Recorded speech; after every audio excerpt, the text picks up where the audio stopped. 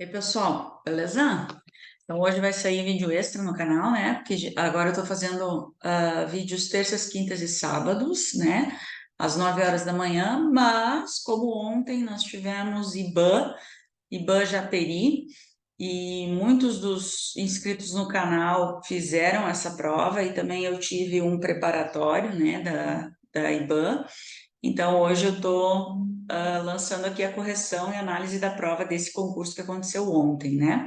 Para quem é lá do grupo dos teachers, para quem está no meu grupo de teachers lá do WhatsApp, eu já fiz o gabarito ontem, né? A gente já discutiu essas questões. Eu só não fiz o vídeo, não tinha feito o vídeo ainda, porque o gabarito saiu hoje, acredito que umas 2, 2:30 da tarde. Eu estava esperando o gabarito extraoficial para colocar o vídeo aqui, porque é a minha cara que tá a tapa aqui, né? Mas, graças a Deus, todas as questões que eu coloquei lá, eu gabaritei a prova. Então, da 1 a 15, o meu gabarito fechou com o gabarito da banca.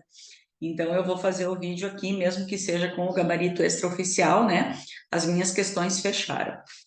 Então vamos lá, vamos colocar aqui. Depois eu vou deixar todas as informações aí dos meus cursos, das minhas aulas, dos meus preparatórios ali na descrição do vídeo. E tem também agora para dezembro e janeiro o preparatório que eu vou fazer com aulas ao vivo pelo Meet para o concurso que vai ter em Calcaia, tá? Banca Cetred. Então, quem tiver interesse, me chama lá no WhatsApp, que eu já estou preparando o material da banca Cetred para o concurso do dia 28 de janeiro, se eu não estou enganada, para a banca Cetred, tá? Concurso Calcaia, Ceará, acho que é, né? Então, se preparem aí que vai sair esse preparatório com aulas ao vivo, tá? Esse daqui, então, é a análise do concurso de ontem, dia 29 de outubro, que teve banca IBAN Japeri, professores de inglês, a prova de inglês só. Eu vou analisar da 1 a 15, porque a partir da 16 já mistura a parte pedagógica, que daí eu já não trabalho parte pedagógica, tá? Minha parte é inglês, interpretação, vocabulário e gramática, tá bom?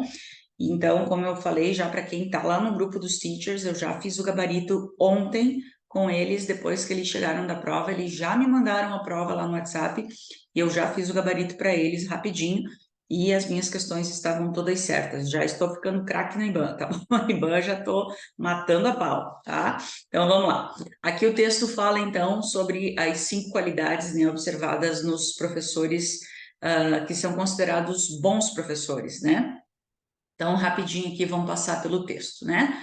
Então, quando você pensa nos melhores professores que você teve na sua vida, provavelmente, né, eles vão ter traços fundamentais, características fundamentais em comum. Esses professores provavelmente se adaptaram, né, foram adeptos às instruções de comunicação, comunicações verbais em sala de aula. E talvez também eles foram extremamente organizados, criativos, o extremamente não está aqui, eu que coloquei, organizados, criativos e grandes ouvintes, né? Quer dizer, eles davam atenção ao que os alunos tinham a dizer.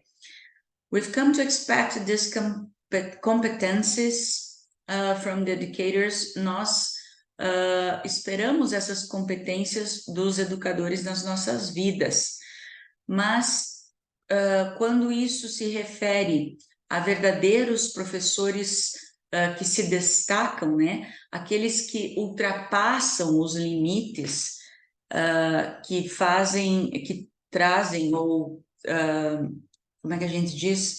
Deixam impactos que duradouros, né, em cada um dos alunos.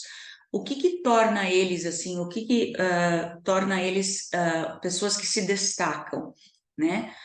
Então, nós selecionamos alguns professores profissionais de educação experientes. Essa palavra aqui já apareceu em outro texto, tá? Seasoned, são experientes. Não é temperados, tá? Não vão lembrar do sazon, pelo amor de Deus, tá? Isso daqui é seasoned, quer dizer, experientes, um grupo, né, de professores profissionais da educação experientes para nos dar os seus insights, né, as suas ideias sobre algumas características inesperadas de um bom professor. See if their wisdom. Então, veja se a sabedoria deles pode trazer informações a você, a sua própria carreira como educador. 5 of the best teacher qualities you might not know about. Então, 5 das melhores qualidades de um professor que você às vezes não sabe, pode não conhecer. Cada instrutor é diferente. But the most impactful ones, mas os mais impactantes geralmente compartilham de alguns traços, algumas características similares. Keep reading to discover, então, mantenha a leitura, né? Prossiga, continue na sua leitura para descobrir se você possui alguma dessas qualidades em comum com um grande professor. E o medo de ler e achar que a gente não tem nenhuma, né? Já pensou? Você ler as 5 aqui e dizer, putz, não me encaixa em nenhuma, né? They promote a growth mindset. Eles promovem um crescimento na mentalidade do aluno, né? Então, eles promovem um crescimento mental. The ways we learn to confront challenges. Então, a maneira como nós aprendemos a enfrentar os desafios quando nós somos jovens pode ter um impacto importante na maneira como nós vemos os obstáculos como adultos. Os psicólogos e pesquisadores, Dr. Carol Dweck, sei lá como é que fala isso, escreveu um livro, perdão, eu falei né? A psicóloga deve ser, né? Porque Carol, a psicóloga e pesquisadora, Dr. Carol, esse sobrenome, escreveu um livro sobre o conceito que explica que as pessoas desenvolvem a mentalidade, o crescimento da mentalidade ou uma mentalidade em crescimento ou uma mentalidade fixa na sua juventude. De acordo com a doutora, aqueles que who shrink in the face of challenge, que se encolhe quando enfrentam um desafio, têm uma mentalidade fixa and may view intelligence, e podem ver a inteligência, a criatividade e a personalidade como elementos that are set, que se estabelecem como uma pedra ao nascimento, ao nascer. As elements that are set in stone, que são como elementos que são como pedra no nascimento. Por essa razão, simplesmente encontrar obstáculos podem ser suficientes para convencer essas pessoas com uma mentalidade fixa que elas são incapazes de se superar. Os melhores educadores ajudam a alimentar, a fornecer, não, a alimentar, a crescer, uma mentalidade crescente. Os alunos com uma mentalidade crescente veem os mesmos elementos, ou seja, a inteligência, a criatividade e a personalidade, como características que podem ser cultivadas através do tempo. Como, as such, assim como, eles não veem o fracasso como uma opção. Eles percebem os obstáculos como oportunidades para melhorar e aprender. Eles podem até mesmo perseguir os desafios e se tornar mais envolvidos ou comprometidos quando eles encaram esses desafios. Outra característica dos melhores professores, eles são capazes to meet students, de encontrar, de conhecer os alunos onde eles estão.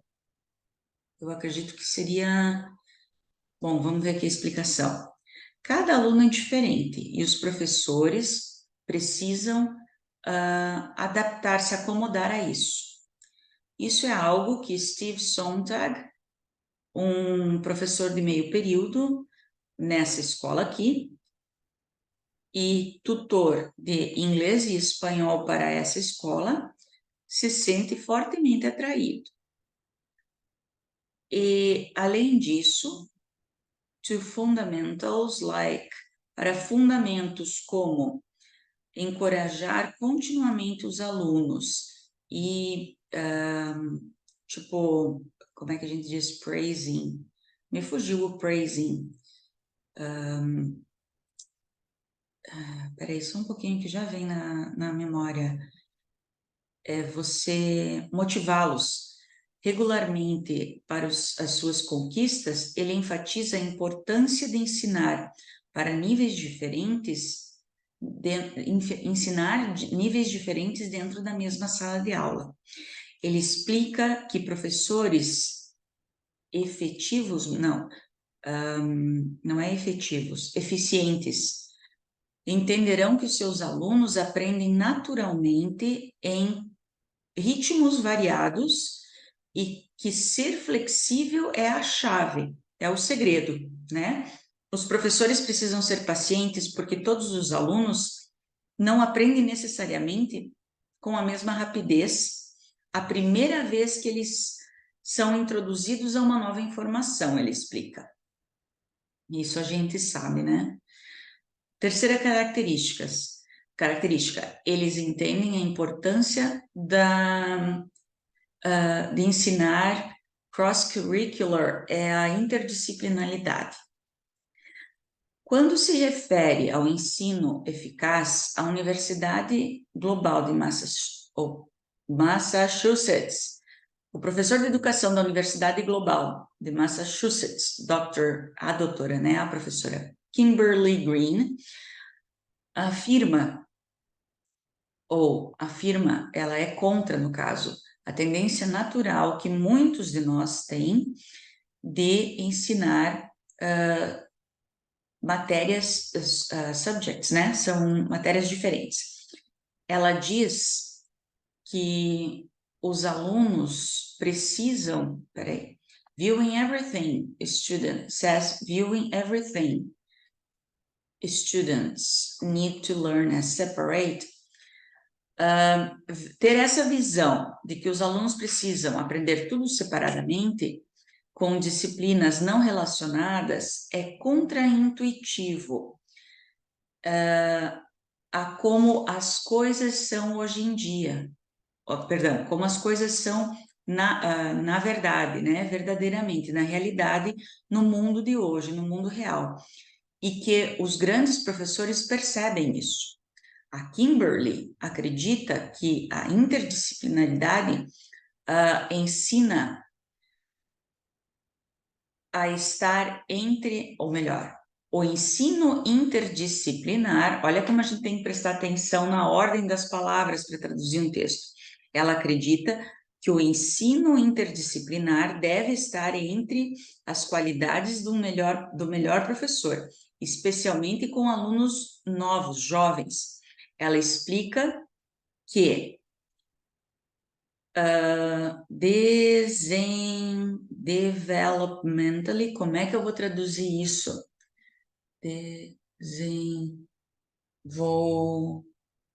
Peraí, só um pouquinho, deixa eu dar só uma... Tá, então, continuando aqui, eu tive que dar uma paradinha, porque meu marido anda fazendo os exames, então ele me mandou uma mensagem. Então, aqui.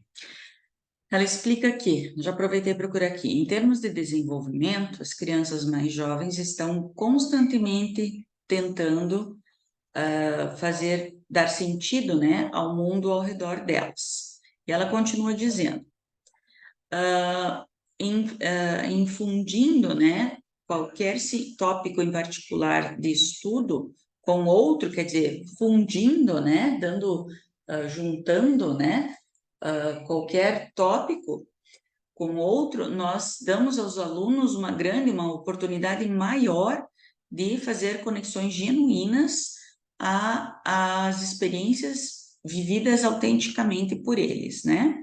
Então, a interdisciplinaridade, essa instrução interdisciplinar, desenha, né? Mostra um conteúdo e habilidades de inúmeras áreas para criar uma experiência de aprendizagem coesiva, né?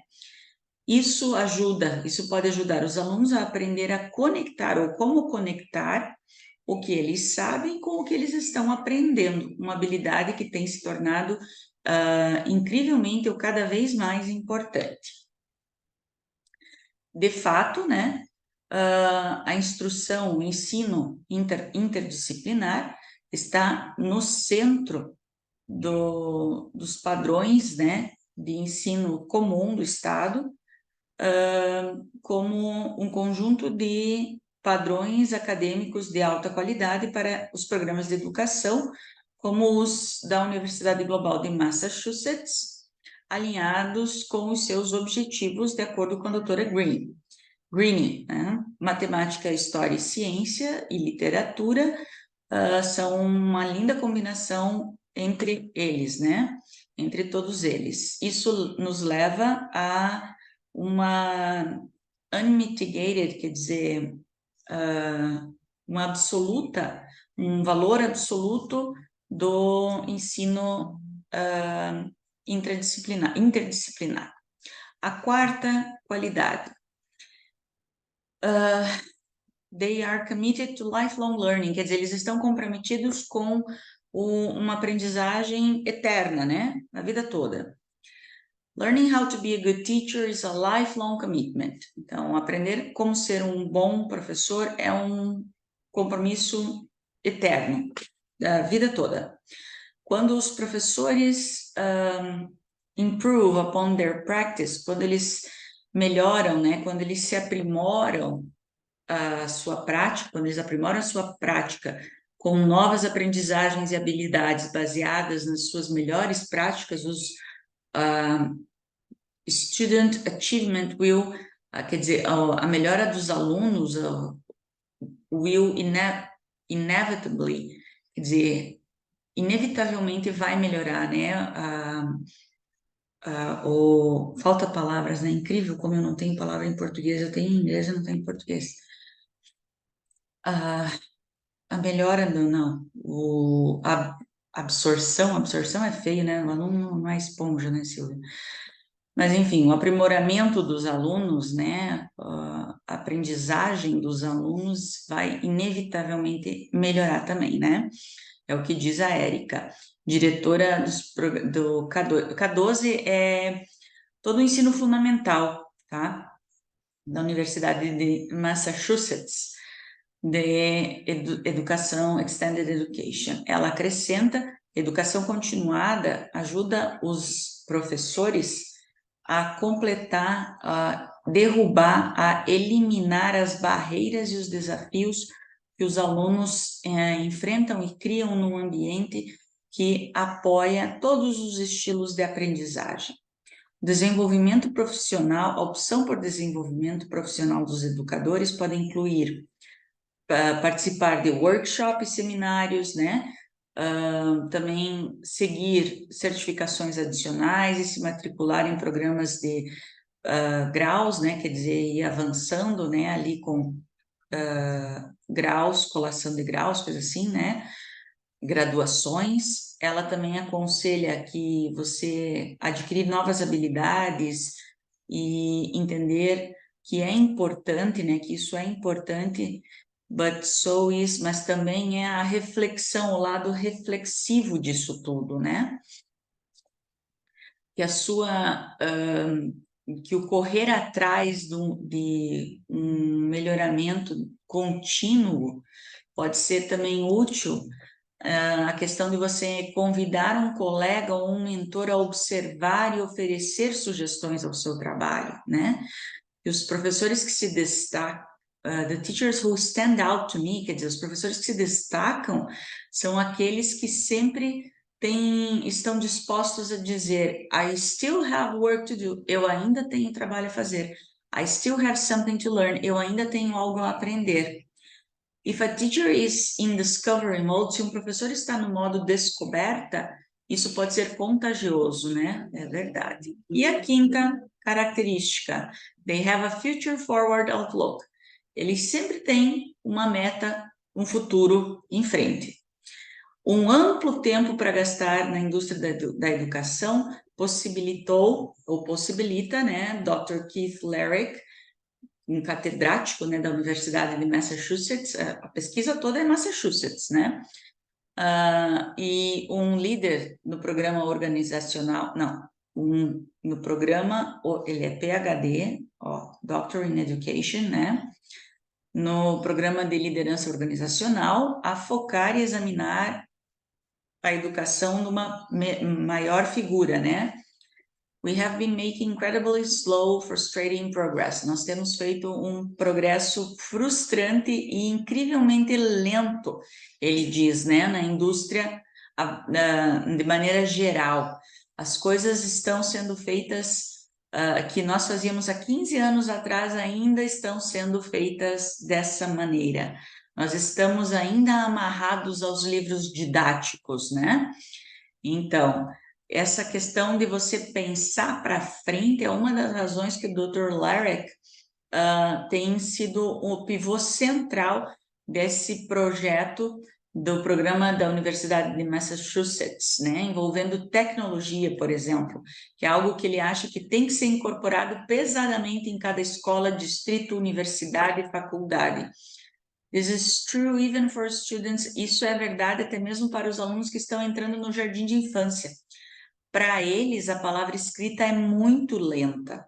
Ele explica que that drives the structure that should go on in classrooms. Isso deve dirigir a estrutura que tem que ser aplicada em sala de aula, ou seja, está tudo muito atrasado, está tudo muito no século passado, né? Então, isso está tudo muito lento, too slow. Um texto grande, né? Mas um texto que eu acredito que não tenha sido tão difícil. Não é assim uma coisa tão ruim para a gente ler, o vocabulário também não é muito difícil e as questões não estão difíceis também, né?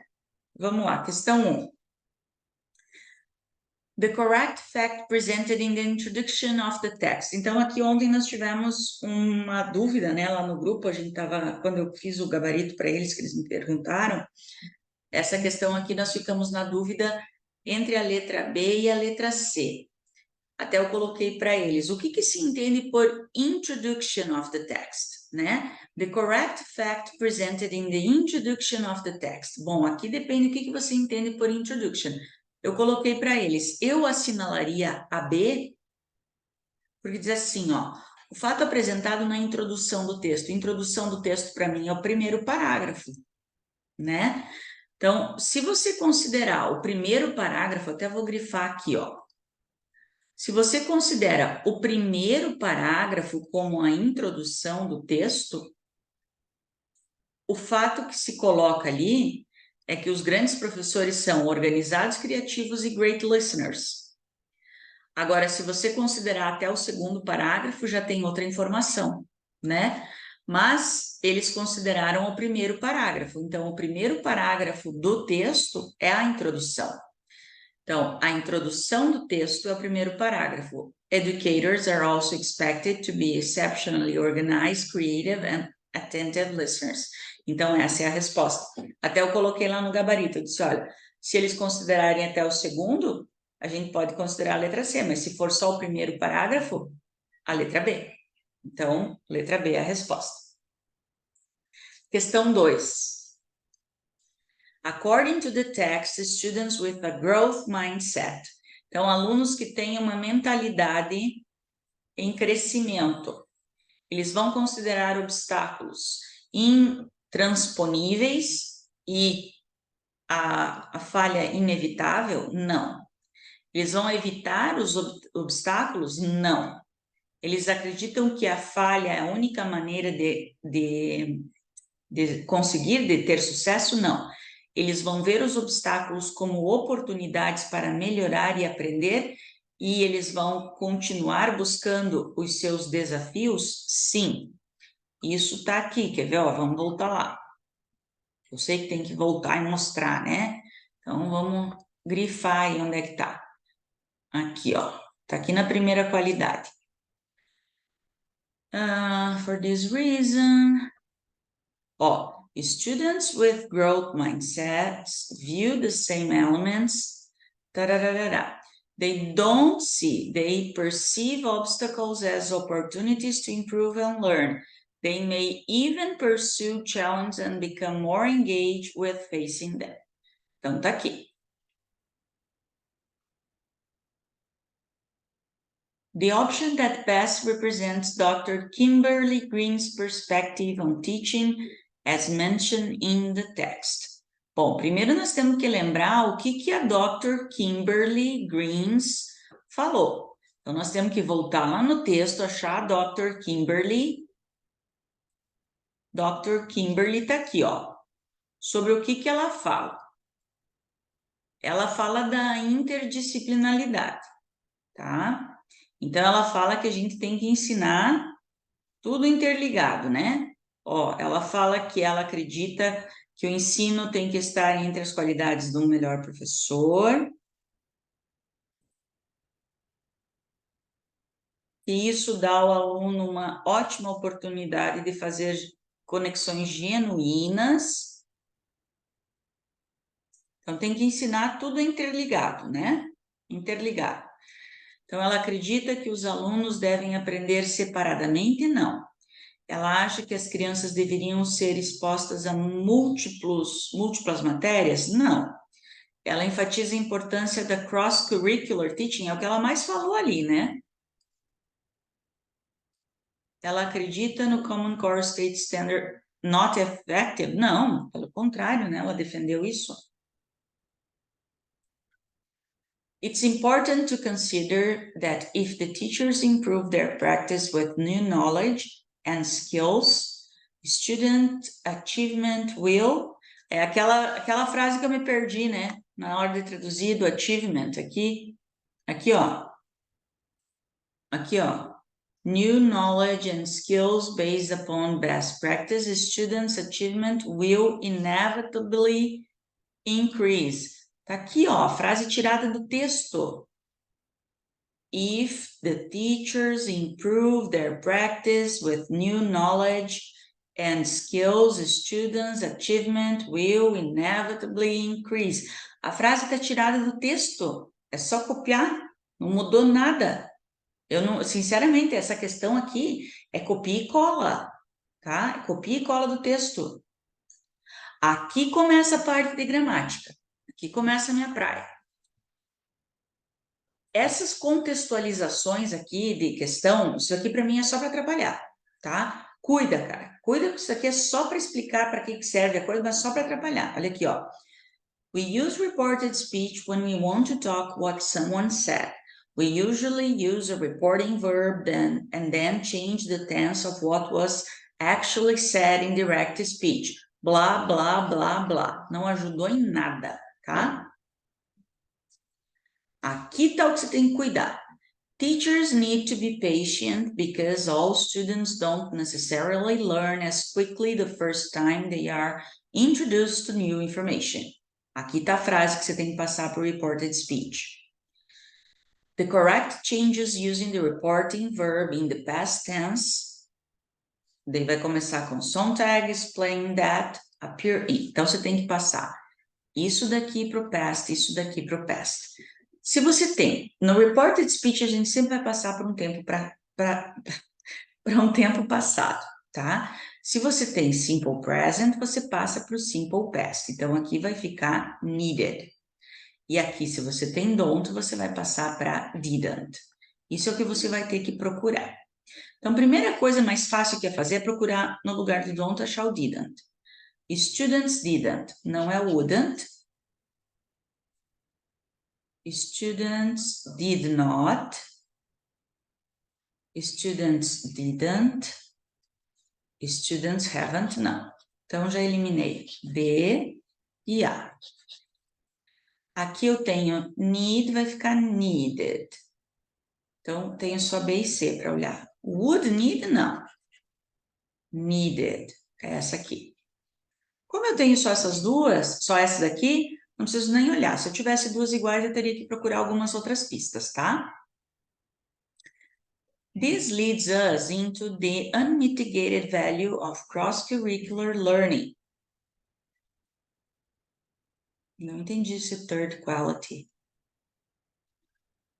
Ah, da terceira qualidade do texto. Tá. Caiu a ficha agora.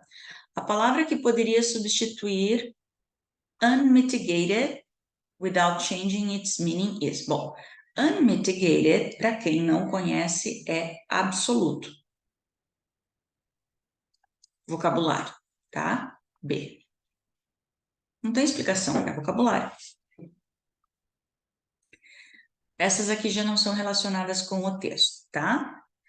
The use of unless in the context of the sentence is grammatically correct in. O que é unless? Se não. É o if not, tá? É a negativa da frase condicional, tá? Questão 7. Tá.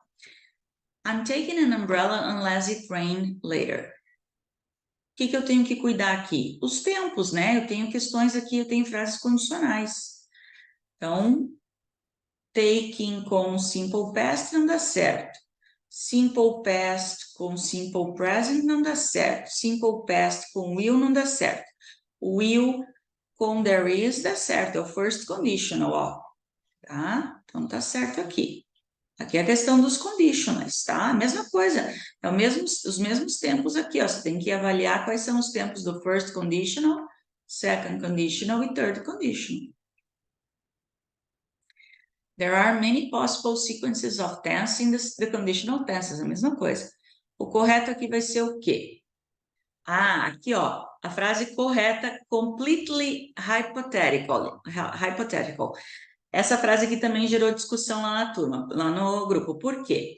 Completamente hipotética. Essa questão do hipotético é muito complicado, porque assim, ó, a maioria dos livros traz assim, ó, os real conditionals, né? Real conditional é o 0 e o 1. E unreal conditional é o 2 e o 3. Então, os real e os unreal que são hipotéticos. Eu não ensino condicional assim, tá? Isso aqui para mim não é certo. Mas quem sou eu para discutir, né? Eu ensino condicional assim, ó. O 1 é possível, o 2 é improvável, o 3 é impossível.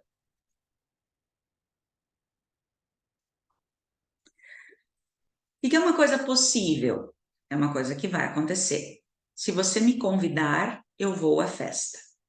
Possível, tá? O que é improvável? Segundo condicional. Se você me convidasse, eu iria à festa. Por que é improvável? Porque até agora você não me convidou. Mas se você me convidasse, eu iria, mas pelo jeito você não vai me convidar. Então é improvável, mas não é impossível, porque a festa ainda não aconteceu. E talvez eu tenha chance de ser convidada. Se você me convidasse, eu iria. Então, eu ainda tenho 1% de chance de ser convidada. Não é impossível, é improvável, tá? O que é impossível? É o terceiro condicional. Se você tivesse me convidado, eu teria ido à festa. Por que é impossível? Porque a festa já passou e você não me convidou. Mesmo que você me convide, eu não tenho mais como ir, porque a festa já passou. Entendeu? Por isso que ele é impossível. Então, o terceiro condicional é o impossível. Então, ele é o mais hipotético de todos, porque não tem como acontecer. Se você tivesse me convidado, não tem mais hipotético do que o terceiro condicional. Então, se eu tenho o segundo condicional aqui, o segundo condicional aqui e o segundo condicional aqui, como é que eu vou calcular? Se as três são do mesmo tempo no segundo condicional, como é que eu vou dizer qual que é mais hipotética que a outra? Se as três estão no mesmo tempo. Só pode ser a letra C que está no terceiro condicional. Não tem como ser mais hipotética do que um terceiro condicional. Como é que você vai fazer uma briga entre três frases que estão no segundo condicional? As três têm o mesmo nível de improbabilidade, mas nenhuma ganha de um terceiro condicional, entendeu? E essa foi a discussão lá no grupo. Por que a letra C? Porque ela está no terceiro condicional, não tem mais improvável, hipotética do que essa, tá? Então, vamos lá, questão 9 agora, phrasal verb, né? Ó, mais uma contextualização de questão que eu acho perda de tempo ficar lendo, tá? Mas vamos lá. The terms phrasal verb and prepositional verb are employed to denote verbs used with an adverbial or prepositional particle to form a group whose meaning is, in many cases, independent of separate elements that constitute it. Falou o que é phrasal verb, o que é prepositional verb, e daí? Não interessa nada para a gente responder essa questão. Our visit proved to be a waste of time because fog reduced visibility. The verb proved can be correctly replaced by the phrasal verb. Aqui sim interessa, tá? Imagina se os cachorros não começam a latir, né? Daqui para cá, sim. Esqueci de pôr minha luva. Daqui para cá interessa, tá? Então, o proved aqui a gente poderia substituir por um phrasal verb, né? Turn on a gente sabe que é ligar. Turn down a gente sabe que é refuse, recusar, né? Turn on, ligar. Turn in. Turn in. Turn in, será que é render-se? Render-se, acho que é se entregar, né? Não lembro o que é o turn in. Mas turn out, eu sei que é provar, acabar. Turned out, tipo assim, acabou que não deu nada certo. Turned out, né? Então, proved to be é turned out, tá? Aqui a resposta é turned out. Ensinei isso daqui no meu curso inglês para concurso semana retrasada e semana passada, que foram 2 aulas só de phrasal verb, tá? Turned out. Vamos lá. Essa questão aqui também gerou uma discussão lá no grupo, né? Então, some conjunctions have multiple uses and the type of clause they introduce can be determined only by an examination of the function of the clause. Isso é verdade, mas só confunde mais do que ajuda, né? Considering the properties of the conjunction as, the sentence in which it introduces an adverbial clause of manner is.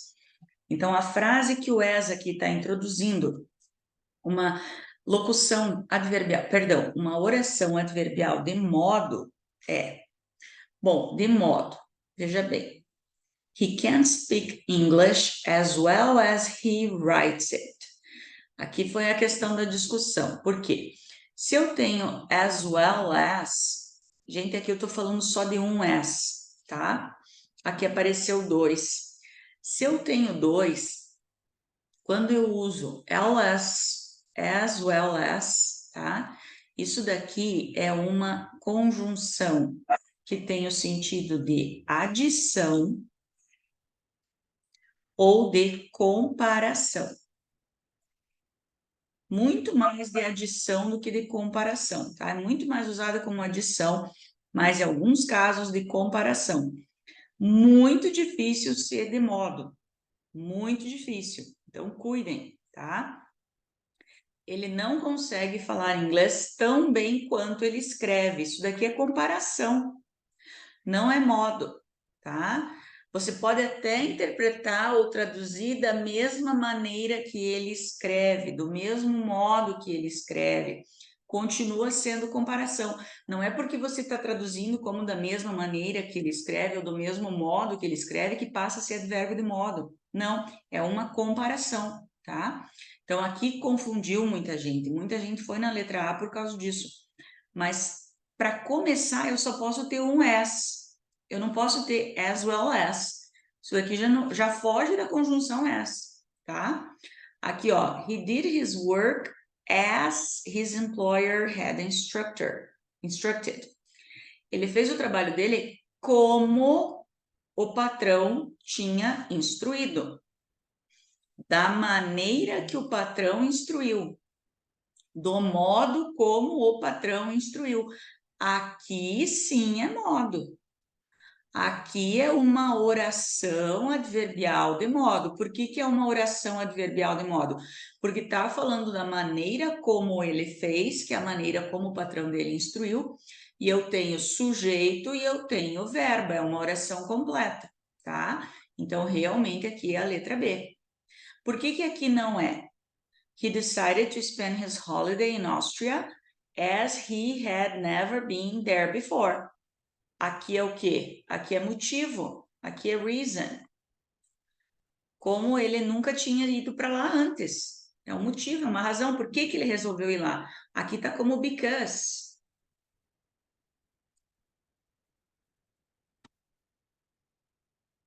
Aqui está como causa, tá?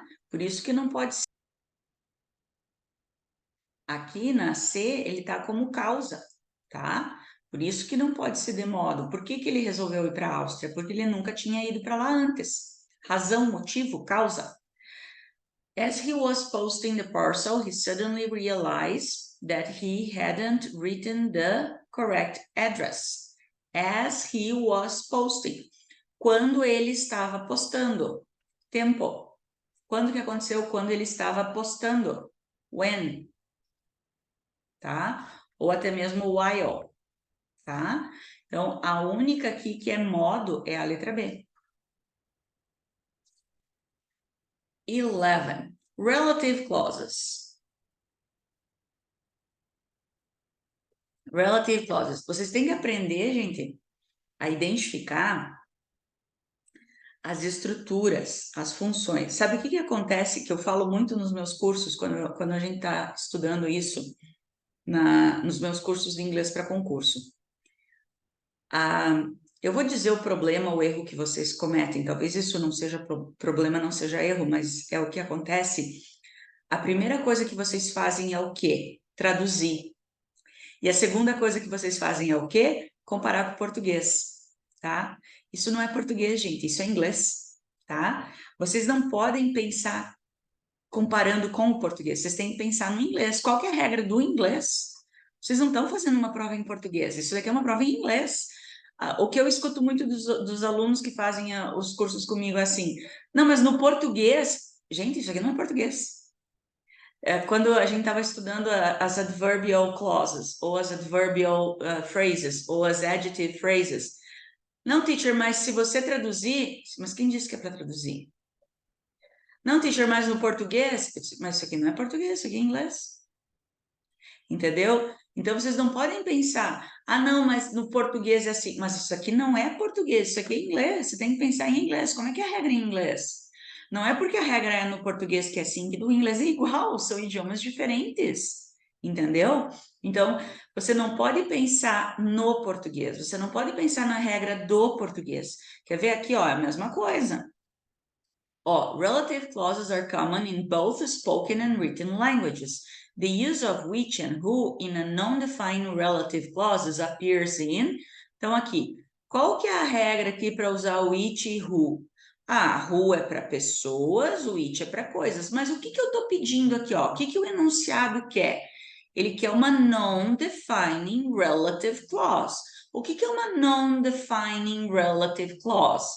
É uma frase non-defining relative clause, é uma non-defining, quer dizer, ela vai te dar uma informação adicional sobre o antecedente, tá? Ela vai te dar uma informação que não é essencial para reconhecer o teu antecedente, seja ele pessoa, seja ele coisa. Então, não me interessa se eu estou usando o it ou se eu estou usando o who. O que me interessa é que ela seja uma non-defining. E qual é a característica básica de uma non-defining? Qual é a característica indispensável de uma non-defining? Vírgulas. Eu tenho que ter vírgulas. Se eu não tiver vírgula, não é uma non-defining. A única que tem vírgula é a letra A. Eu não preciso nem ler as frases. Eu só tenho que ter vírgula. Entendeu? É esse tipo de coisa que vocês têm que fazer. É esse tipo de coisa que vocês têm que pensar. Vocês não têm muitas vezes que traduzir, pensar, mas no português. Não é português, é inglês. É isso que eu ensino os meus alunos a pensarem, a identificar. Aqui também, olha, essa daqui é outra aqui. Quando cai na IBAN, cai a mesma coisa. Lá no preparatório meu da IBAN tem isso daqui, tem uma questão exatamente igual a essa. Exatamente igual. Olha aqui, ó. Ought to. Ought é o único modal que aceita o to depois dele, tá? Isso é a primeira coisa que vocês têm que saber. O ought é sinônimo de should, deveria, tá? Mas ele é o único dos modais que aceita o to. E aqui tá pedindo o quê? Grammatically correct sentence that correspond to such negative. Eu tenho que achar a frase que está exatamente correta na negativa do ought. Lembrando que o ought to, depois eu tenho que ter um verbo na forma base. Aonde que eu vou colocar o not aqui? O not vai vir aqui, ó. Então, eu tenho que ter essa fórmula aqui, ó. Ought, not ou oughtn't, to e verbo na forma base. Aqui faltou o to, na letra A. Já não é. Ó, não preciso nem ler a frase, tá? Eu só tenho que olhar e identificar. Oughtn't to, não tem o verbo na forma base. Oughtn't to have, tá certo. Ah, perdão, aqui não é o verbo na forma base, né? Aqui é o driven que tá errado, né? Tinha que ser driven, né? Driven, tá? Então tá errado do mesmo jeito. To have started, tá certo. Oughtn't to wake, né? Não woke no passado. Então aqui tá errado também. Só pode ser a C, tá? Então você tem que reconhecer a estrutura, você não tem que traduzir muitas vezes. Você tem que reconhecer a estrutura. Vocês viram ó, quantas frases que eu não tô, ó, quantas questões que eu não tô lendo e traduzindo, ó. Tá? É reconhecer a estrutura, é regra. Falsos cognatos are words that may look and sound similar and often share the same etymology, but they have different meanings and usage. We know that. The alternative in which the underlying word is a false cognate in the context of the sentence is offensive não é falso cognato, comedy não é falso cognato, accidental não é falso cognato, porque tem accident, né? A gente sabe. Comedy é muito comum a gente ver em filmes, né? Offensive vem de offense, a gente sabe. Agora, recipient é falso cognato, porque isso daqui é como é que a gente diz? Quando recebe? Ai, meu Deus. A pessoa que recebe alguma coisa? Eu esqueci. They are the country's biggest recipient. Meu Deus, eu não lembro a palavra em português. Eu disse destinatário. Destinatário, Não tem nada de re aqui, Silvia. É destinatário. Destinatário, tá? É destinatário. Então, realmente, é a letra D, tá? 14, aqui ficou um pouquinho tremido, mas dá pra gente ler. As a citizen, he must be aware of global justice. The word aware could be correctly substituted for. Bom, aware tem que saber que é conscious, né? Aware é uma palavra bem comum, tá? Consciente, ciente, tá? Você tem que estar ciente de alguma coisa. You must be aware. Isso é uma palavra comum, gente, é vocabulário básico. When we use connectors appropriately, we organize what we say in a more logical, understandable way. Na frase, they won't be able to dance in the international competition in Rio de Janeiro. They are too busy. Besides, they can't get a visa in time. The connector, besides, that is being used denotes besides é da mesma família do moreover, do furthermore, do in addition.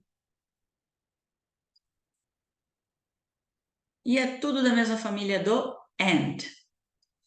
Addition, tá? Sempre juntem as famílias, os grupinhos, tá? Estudem os connectors, os linking words, os discourse markers, as conjunctions, enfim, sempre nas familhinhas, tá? Então, isso daqui é tudo addition, tá? Gente, eu vou parar aqui porque a partir da 16 já envolve a parte a parte pedagógica, né, de abordagens e coisa que daí eu já não domino. Meu negócio é inglês, vocês sabem disso, tá? Mas enfim, cada vez mais IBAN está se tornando tô ficando fera, né? Eu disse lá no grupo dos teachers, tá?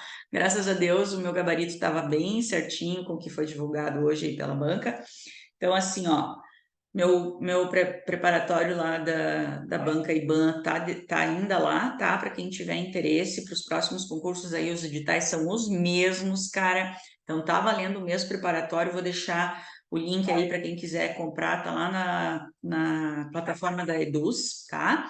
Vou deixar também os outros preparatórios que eu tenho, lembrando que vai sair o preparatório com aulas ao vivo aí para o concurso da CETRED para o município de Caucaia, lá no Ceará, dia 28 de janeiro, quem quiser. E vou deixar todos os links aí das minhas aulas e meus cursos que tem disponíveis por enquanto, ali na descrição do vídeo, quem quiser colaborar com o canal, que puder também aí. E curtam, compartilhem, comentem, se quiserem criticar, critiquem dentro do respeito, né? E da educação. Coloquem aí o que vocês acharam e não se esqueçam de se inscrever no canal, que isso colabora bastante para o crescimento do canal, ok? So see you next video and bye bye.